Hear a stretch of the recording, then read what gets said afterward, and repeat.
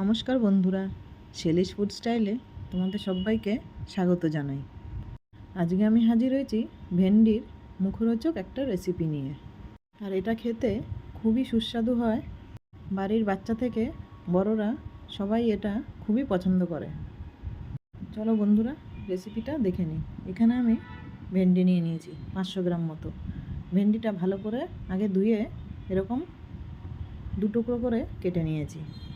দিয়ে দিচ্ছি ভেন্ডির মধ্যে পরিমাণ মতো নুন, আর দিয়ে দিচ্ছি হলুদ, দিয়ে দেব লঙ্কা গুঁড়ো,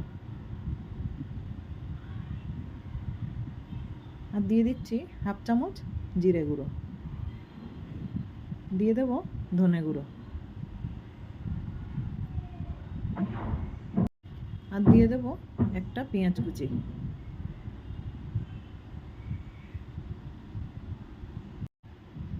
দিয়ে দিচ্ছি 1 চামচ আদা রসুন বাটা, আর দিয়ে দেব চেরা কাঁচা লঙ্কা আর একটা ছোট সাইজের টমেটো কুচি করে কেটে নিয়েছি। দিয়ে দিচ্ছি কাশ্মীরি রেড চিলি পাউডার 1 চামচ দিয়ে দিয়েছি। দিয়ে দেব সরষের তেল, আর দিয়ে দিচ্ছি টক দই 1 চামচ। টক দইকে এরকমভাবে ফেটিয়ে নিয়েছি, দিয়ে দিচ্ছি সেটা।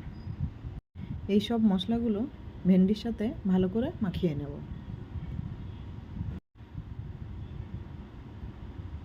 একদম ভালো করে সব ভেন্ডিগুলো মেখে নিতে হবে। এবার একটা কড়াতে 2 চামচ মতো সরষের তেল দিয়ে দেব। তেলটা গরম হয়ে গেলে দিয়ে দেব কালো জিরে, আর দিয়ে দিচ্ছি একটা ছোট সাইজের পেঁয়াজ। পেঁয়াজটা হালকা নাড়াচাড়া করে নিচ্ছি। এই সময় দিয়ে দেব ম্যারিনেট করা ভেন্ডিটা।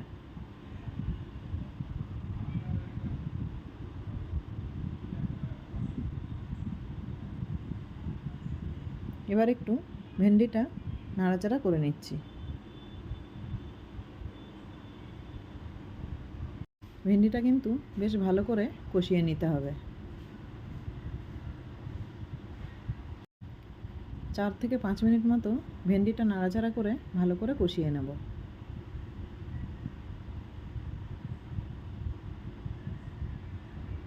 ভেন্ডিটা কিন্তু বেশ নরম হয়ে আসছে। এই সময় দিয়ে দেব 7-8টা মতো কাজু বাদাম আর 1 চামচ পোস্ত বেটে নিয়েছি, সেটা দিয়ে দিচ্ছি। পোস্ত আর কাজু বাদামটা দেওয়ার পরও আরও 1 থেকে 2 মিনিট মতো কষিয়ে নেব।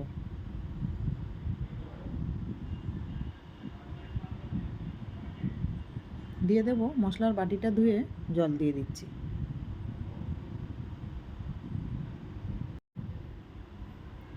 আর দিয়ে দিচ্ছি সামান্য একটু চিনি। যেহেতু দই দেওয়া আছে, সামান্য একটু চিনি দিলে খেতে টেস্টটা ভালো হবে। এবার একটা ঢাকা দিয়ে 10 মিনিট মতো রান্নাটা করে নেব। 10 মিনিট পর ঢাকা খুলে দেখে নিচ্ছি। ভেন্ডিটা বেশ ভালোভাবে সেদ্ধ হয়ে গেছে, আর এর ঘনত্বটাও ঠিক এরকম থাকবে। দিয়ে দেব সামান্য গরম মশলার গুঁড়ো। গরম মশলাটা একটু ভেন্ডির সাথে মিশিয়ে নেব। ভেন্ডিটা কিন্তু পুরোপুরি রেডি হয়ে গেছে গরম ভাত কিংবা রুটি দিয়ে খাওয়ার জন্য।